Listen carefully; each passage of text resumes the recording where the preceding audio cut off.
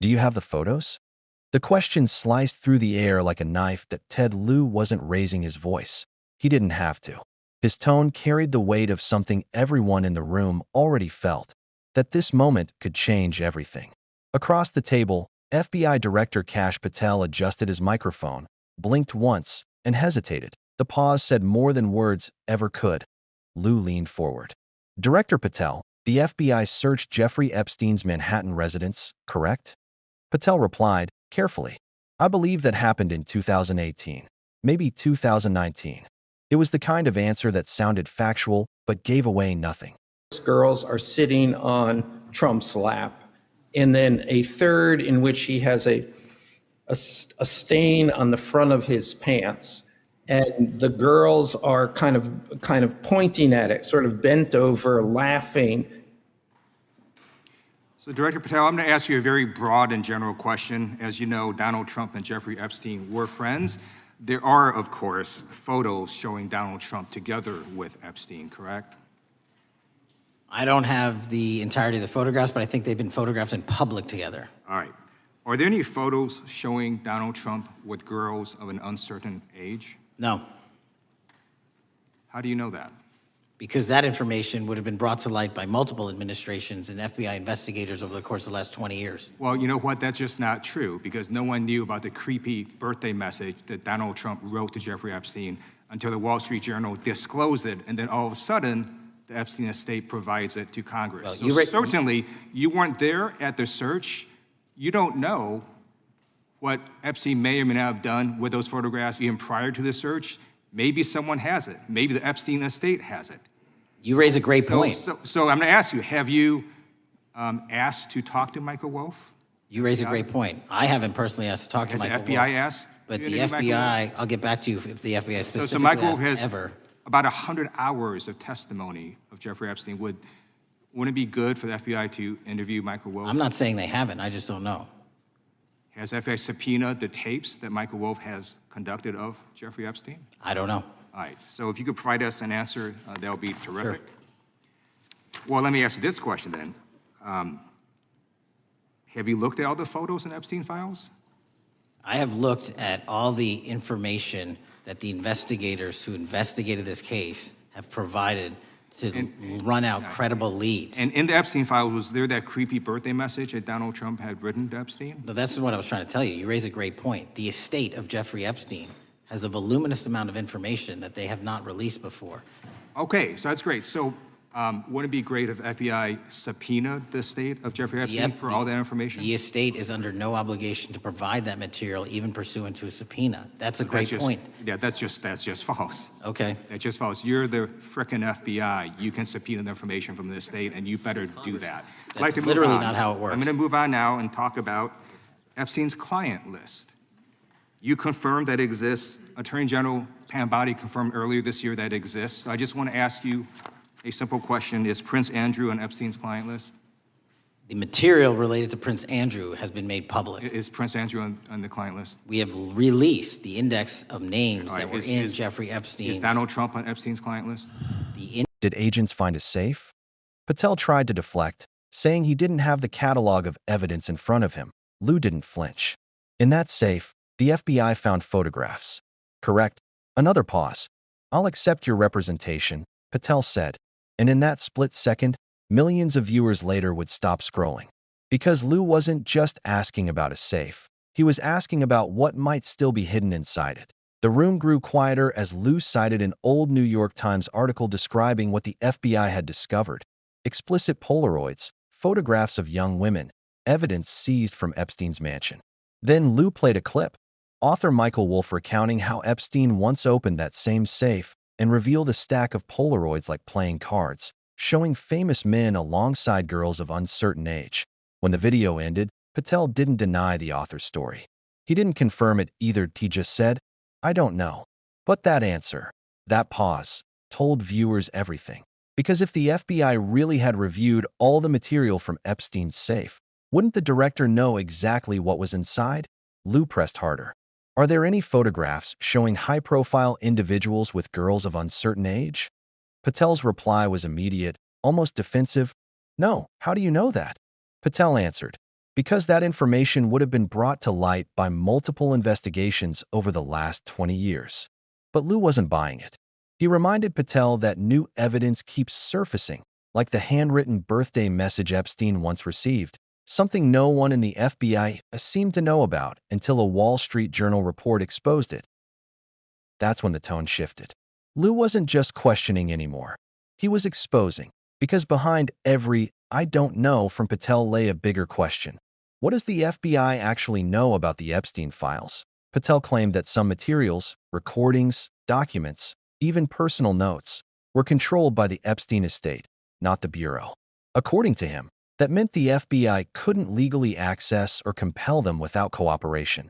But to the public, it sounded like an excuse. Because when the nation's top law enforcement agency says it can't get evidence tied to one of the most notorious cases of the century, it raises a terrifying possibility that powerful people can still decide what the world gets to see. Lieu leaned in again. Has the FBI subpoenaed those materials? Patel hesitated. I don't know. Has the FBI interviewed the author who says Epstein showed him the photos? I don't know. Then how can you sit here and say there's nothing left to find? The words hung heavy. Viewers watching later described the moment as the turning point, where the line between investigation and avoidance became impossible to ignore. Lieu's next move was surgical. He shifted to the so-called client list, the mysterious document that's haunted this story for years. He said, "You confirmed it exists. Others have too. So I just want to ask you something simple." Patel straightened in his chair. Is Prince Andrew on that list? The material related to Prince Andrew has been made public. That's not what I asked. Another pause. Lieu pressed further. Is Donald, is any former U.S. president on that list? Patel replied coldly. The index has been released. It speaks for itself. That answer, "the index speaks for itself," became the quote of the hearing. Because it wasn't just evasive, it was strategic. A way of saying, we've shown you something, while hiding how much remains unseen. What viewers witnessed in that exchange wasn't theater. It was oversight doing what it's meant to do. Strip away the fog between what the government says and what it does. And that's why this moment resonated far beyond Washington. Because when the head of the FBI can't answer basic questions about a case that's already public, it signals something deeper, that the system protecting accountability has started to mirror the secrecy it's supposed to expose. For years, officials promised transparency. They told the public the Epstein case was closed, that justice had been served, that all names had been accounted for. But as Ted Lieu showed, every time one file opens, another remains sealed. Every release raises new questions. Every answer spawns another, "I don't know." Let's break that down. The first problem, evidence versus explanation. Patel repeatedly leaned on vague phrasing, saying he'd reviewed everything investigators provided. But that's not the same as saying he's personally seen all evidence. It leaves space, a gap, big enough for the truth to hide in. If certain files are withheld by an estate, the Bureau has tools, subpoenas, judicial orders, interagency requests. And if those attempts fail, they can show the court rulings explaining why. Yet none of that has been made public. When Patel says, that's not how it works, he's technically right, but only in a narrow procedural sense. Because how it should work is different from how it does. The second problem, transparency in practice. Lieu wasn't asking Patel to release sensitive photos or identify victims. He was asking for proof of process, confirmation that the Bureau pursued every lead, that it contacted witnesses, journalists, and authors who claimed to have seen the evidence firsthand, that it subpoenaed recordings, tapes, financial files. Transparency doesn't always mean dumping documents online. It means showing the record that explains why certain things stay sealed. Court orders, legal motions, redacted indexes. That's how victims are protected while the public can still verify that nothing is being buried. And the third problem, politics around process. Every few months, new voices promise to release the list. But once power shifts hands, those bold slogans shrink into silence. Liu's questioning cut through that, because he didn't make it partisan. He made it procedural. Either the FBI has the evidence, or it doesn't. If it does, show the basis for keeping it sealed. If it doesn't, explain why it hasn't forced production. That's accountability stripped to its bones. Viewers who followed this exchange online noticed something striking. Patel never denied that unreviewed evidence could exist. He never said the estate had been subpoenaed. And he never promised to release an inventory of what was found in that safe. Instead, his words were measured, layered, almost bureaucratic, the kind of answers that keep everyone calm while revealing nothing. And maybe that's the real issue. Because when the people tasked with exposing the truth sound more like defense attorneys than investigators, you have to ask, who are they protecting? In the hours after that hearing, clips flooded social media. One side framed it as political theater, the other called it the first real crack in the wall. But underneath the noise was something simpler, a question that no one in power has fully answered. What exactly happened to everything inside Epstein's safe? There's no shortage of theories, from estate control to sealed court orders. But those don't explain the inconsistencies. Why did journalists have to uncover materials years later that investigators supposedly reviewed? Why hasn't the Bureau released a full inventory of seized items, computers, Polaroids, tapes, financial logs, the infamous 302 witness forms? And if certain materials are legally blocked, where's the order showing that? Because transparency isn't just about what you reveal, it's about proving why you can't reveal the rest. Imagine if the Bureau released a public list tomorrow, every seized item labeled by category, with redactions to protect victims' identities. It wouldn't compromise justice, it would strengthen it. People could see what was gathered, what's sealed, and what still hasn't been reviewed. Instead, we get press statements and deflection. That's why Lieu's exchange matters. It exposed how language is used to deflect responsibility. Saying the index speaks for itself is not the same as saying we searched everything. Saying the estate controls that material is not the same as saying we tried to get it and failed. Each phrase sounds safe, official, and harmless.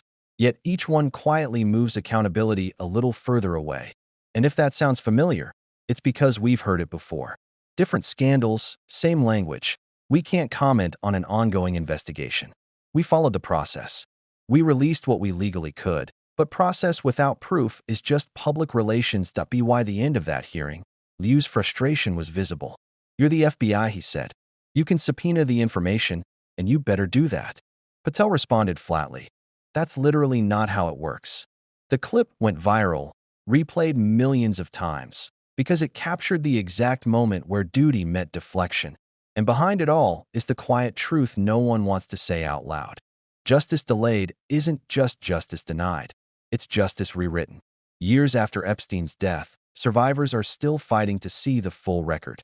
Lawmakers still promise transparency, but files stay sealed, names stay redacted, and accountability keeps dissolving in procedural smoke. What happens next? If Congress is serious, they'll start by demanding documentation. Ask the DOJ and FBI for a full inventory of what was seized, files, drives, recordings, and identify what remains sealed and under what statute. Request copies of any motions to unseal or redact, so the public can see whether courts have even been asked. Subpoena testimony from investigators who handled the case, not just the current director repeating prepared lines. And above all, involve survivor advocates in every release decision, so transparency never becomes another form of harm. That's how you rebuild trust. Not with promises, but with paper, orders, filings, indexes, evidence logs. Because if the story of that safe has taught us anything, it's that secrecy feeds speculation, and speculation, left unchecked, turns truth into myth. That we don't need another viral clip. We need the files, the orders, the receipts, and maybe, when those finally see the light, people will understand why this exchange, one congressman, one director, one simple question, mattered so much. Because beneath every headline, there's still a locked safe somewhere, filled with evidence that might rewrite everything we think we know about power, protection, and the price of silence. But that wasn't the end of it.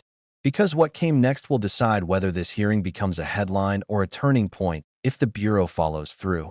If subpoenas are issued, if courts are petitioned, if survivors are respected, then maybe this story ends with something rare, truth catching up to power. If not, it'll be another chapter in a long pattern of secrets traded for stability. The difference comes down to one thing: whether the public keeps watching. If you care about seeing the full record unsealed, if you believe survivors deserve more than closed doors and clipped answers, then don't look away. Watch, question, share, and demand the paper trail, because transparency doesn't start in Washington. It starts with you. And if you want to keep following how these hearings unfold, what evidence could still surface, and what the next wave of oversight might reveal, hit subscribe, like this video, and turn on notifications. The fight for truth isn't over yet, it's just getting started.